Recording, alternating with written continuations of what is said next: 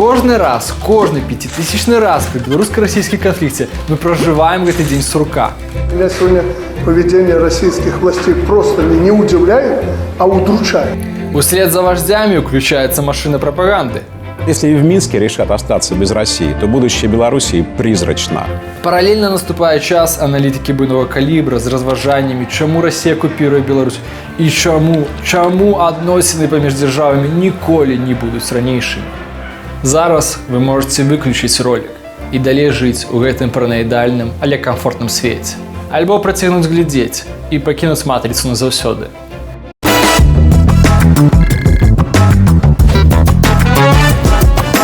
Я не хочу сказать, что кожны беларуска-расійскі канфлікт аднолькавы, але іх унікальнасць вельмі пераацэньваецца. Вось 3 рэчы, якія варта памятаць, калі вы чаргова распачуеце, што Расія акупіруе Беларусь ці іншую падобную бздуру.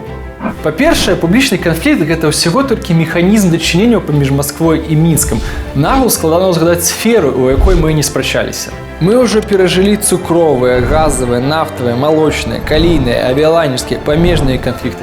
Да якія заўгодна, у мяне столькі пальцаў на руках няма. Сэнс гэтых канфліктаў у тым, што нехта хоча газ патанней, нехта хоча ўплыву побольш, нехта стаміўся прадаваць газ танна. Але ў гэтых жаданнях няма ніякай драмы. Просто калі вы дадаеце чырвонага і зелёнага перца ў спрэчку, тады вашыя шансы перамагчы ўзрастаюць. Так, прынамсі, думае мужчына на відэа. Мы имеем худшие условия, чем Германия. Я уже об этом не единожды говорил. Вроде воевали против Германии вместе, а наши люди, еще не умершие после войны, имеют такую ситуацию. Але ўсе гэтыя войны, насамрэч, усяго толькі эканамічныя спрэчкі невялікая для России маштабу. Яны, у прынцыпе, не могуць перарасці ў нешта страшнае.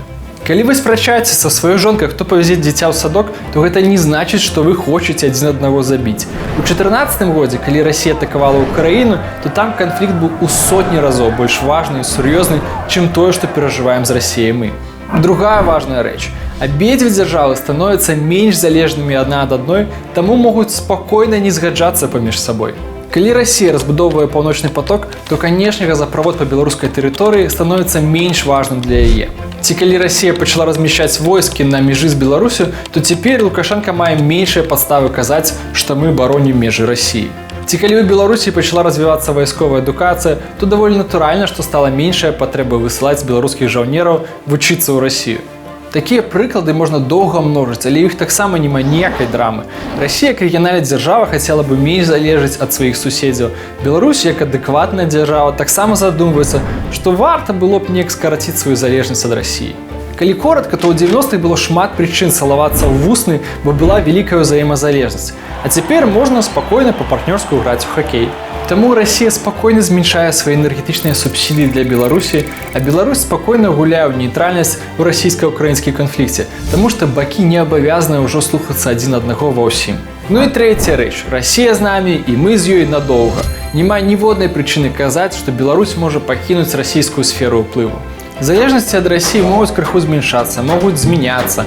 Напрыклад, цяпер Расія праўдападобна будзе даваць не схаваныя энергетычныя субсідыі, а проста выпісваць паперку раз на год о прызначэнні такой-то сумы на падтрымку беларускай эканомікі. Але паколькі мы застаемся суперзалежнымі ад расійскага рынку, расійскіх медыа, расійскага палітычнага прызнання, расійскай культуры, то мы нават тэарэтычна не можам выйсці са сферы расійскага інтарэсу. Таму публічна можна сварыцца колькі заўгодна, хоць да самага ўпору, абы людзям было пра што пагаварыць. Ды і ўрэшце рэшт трэба даць Кісельову ці прадказальнікам акупацыі, чым заняць сябе ў жыцці. Спасибо.